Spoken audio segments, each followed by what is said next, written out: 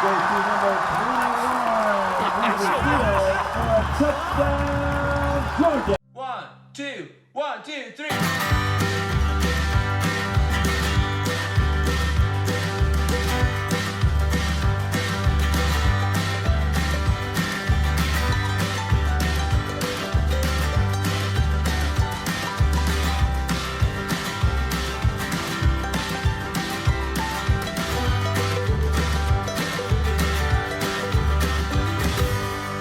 The Sir Shop, Statesboro's finest men's fashions.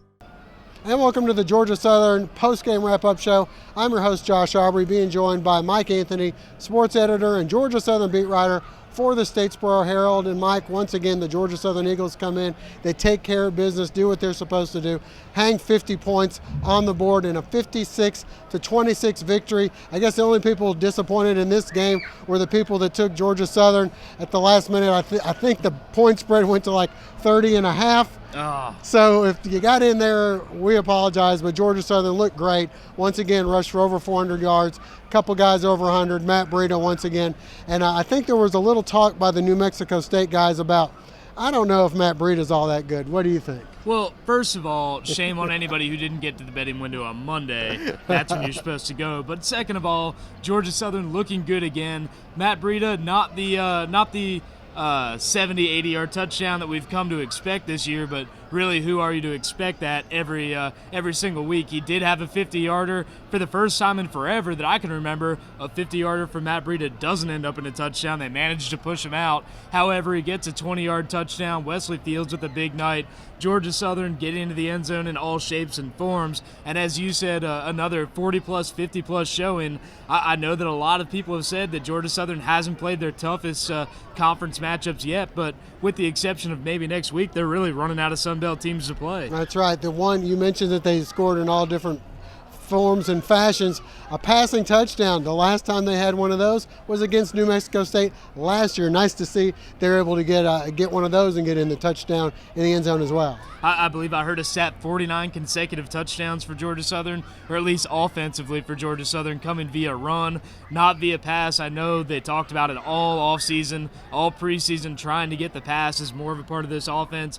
Not working out so far this season. Not a huge game tonight, but a little bit more efficient tonight, getting the one big pass to Wesley Fields, a 60-yarder, and Kevin Ellison looking pretty sharp with his throws, still trying to get a few more completions, a couple more hitting receivers' hands, and not ending up in their hands after the play. On the defensive side of the ball, we didn't talk much about them so far, but a fine effort, had a few sacks back there, a lot of quarterback pressures. I guess the big question mark now is the health of Matt Dobson, who left with what appeared to be a knee injury, and then Ironhead Gallen, a targeting call, which may cost him, or I guess will cost him, the first half of the Appalachian State game. Yeah, a tough break there, both injury-wise and I guess legality-wise for the Eagles. Having Gallen go out, he's really come on as a great part of this linebacking core for the Eagles this year. A playmaker both on the defensive end and in the special teams game. 2 block punts already this season. Dobson, the heart and soul of this defense. The good news is that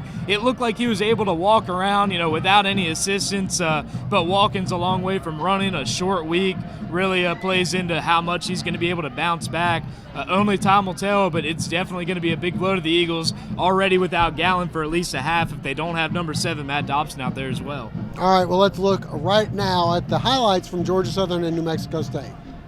Georgia Southern head coach Willie Fritz and the rest of the Georgia Southern Eagles ready for homecoming matchup as they host New Mexico State. The Eagles sporting their white helmets. They're playing the same way they've been playing all season. Tough on defense. Antoine Williams with the nice hit.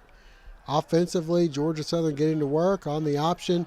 It's Matt Breida taking off upfield for an Eagle first down. That would lead to this coming right into your living room. Welcome Wesley Fields, and he's going to get a little GATA for us. The Eagles opening up a 7-0 lead. Later, Fabian Upshaw in at quarterback, and he'll pitch on the outside to L.A. Ransby, who gets ahead for another Georgia Southern first down, and this drive will culminate in Matt Breida going in from 20 yards out. He'd have 143 yards rushing in the game. Eagles up 14-0, more defensive pressure Jamal Johnson with the big hit here. Back on offense, and it's Kevin Ellison off to the races, picking up a few nice blocks, and he goes 67 yards. Ellison with over 100 yards rushing as well. The Eagles with 500 on the ground as a team. Back to the air we go, and a nice throw and catch. Miles Campbell on the receiving end of the Fabian Upshaw pass. And then Upshaw pitching to L.A. Ramsby, who cuts around the right side, 23 yards. Georgia Southern taking a 28-0 lead. New Mexico State adds a touchdown themselves, but the Eagles coming right back. And, hey, it's the first touchdown pass in about a year. Ellison to Wesley Fields. This one covers 60 yards for the score. Georgia Southern on top 35-7 at the half. Second half, New Mexico State cuts it to 35-14, but then it was all Eagles. Nice pitch here, and it's Matt Breida off to the races. Once again, he'd average over 10 yards per carry. This one good for 55 yards, stopped short of the goal. You don't see that happen much. This would lead to the give to L.A. Ramsby for 5 yards away. Eagles rolling 42-14. Later, a little defense. Antonio Glover with the interception, and he makes a nice run back trying to get in the end zone. He stopped just shy at the 5-yard line. That would lead to Fabian Upshaw, keeping it himself. He's in for the score, 49-14 at this point. And to put a capper on things, it's Upshaw turning upfield, going in from 29 yards out as the Eagles roll 56-26. Plenty of fireworks at Paulson.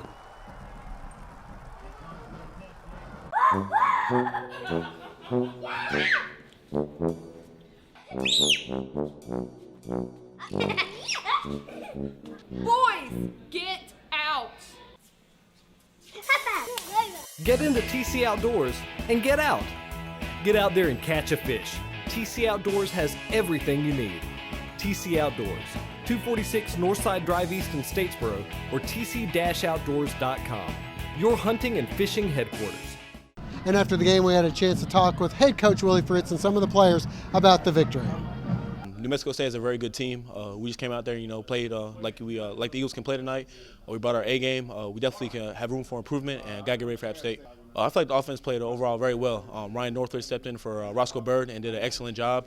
And I feel like the receivers, tight ends, quarterbacks just did a great job tonight. But like I said, we have room for improvement, so we'll get everything figured out and right. It was good that we had everybody healthy on the offensive side of the ball. We got a short week next week, having go up to App State Thursday and play that game. So we're very excited about that, to play our rival team. But I feel like we did a great job this week, just making sure we stayed focused on the game and at the task at hand. Those younger guys came in, they did a great job. The offensive line did a great job. The third string, and those younger running backs came in and produced a lot, and the receivers as well. Played a pretty good game today. We had too many penalties. We were one of the best teams in the country penalty-wise until a few weeks ago against ULM. But I think we played a pretty good game, scored 56 points, and our defense played extremely good in the first half. So, we come out and play like that every week, we should be all right. I feel like it helped us. A lot of guys got back right, fresh. We had a lot of people had a lot of little hurts here, aches and pains here. But I think we're all right now. Well, the offense, we did good. The offensive line blocked, and the wide receivers, they did good on the outside, blocking them in. And, we just did it was a great team win. We're really excited about the win. We got to play. I think everybody who was able to play tonight. Maybe a couple guys didn't. I'm not sure, but we got quite a few guys in the ball game. That's always good as a head coach, because those guys work their tails off. A lot of them on the scout team, and we go in there and have them do our offense, and they haven't done it for a few weeks. And luckily they did a pretty nice job with their execution.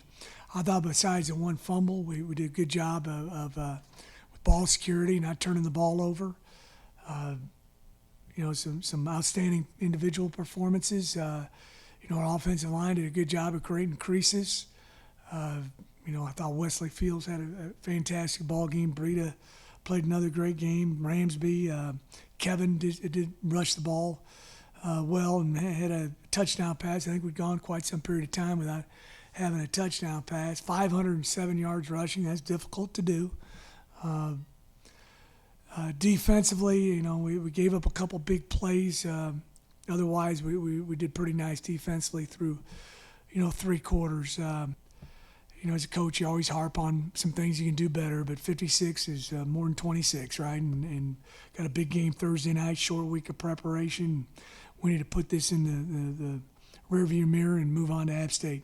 So a big victory for Georgia Southern here, 56-26. Next up, Mike, you mentioned it, they haven't really taken on the tougher teams so far in the Sun Belt. Well, they'll definitely be doing that coming up this week, a Thursday night matchup on the road at Boone. Always a tough place to play. Great rivalry between Georgia Southern and App. And App's coming off a big road win on the road at Monroe. I guess the good thing is that they have to make that long flight home for the short week, but the Eagles, of course, have to travel to a place that hasn't really been a great place to go for Georgia Southern. Yeah, it doesn't matter. These two teams are going to be coming in at the top of the Sun Belt. However, when it's at Appalachian State, at Boone, it doesn't matter if the Apps are 5-0, if they're 0-5. Georgia Southern, it's been a house of horrors in recent past. A bunch of tough losses there, even in the Eagles' best years. Only a few wins in the last decade, if I'm not mistaken. But they're going to have to get it done on the road at a big rival's house if they want to maintain that Sun Belt winning streak, if they want to maintain controlling their own destiny in the Sun Belt. So Georgia Southern, you got to suck up those injuries from tonight. You got to get right back to the drawing board. No time to celebrate. It's game day in about 96 hours. All right, well, we'll be up there. Hope you'll be able to make the trip as well. For now, that'll wrap things up. For Mike Anthony, I'm Josh Aubrey. Hope to see you later on this week.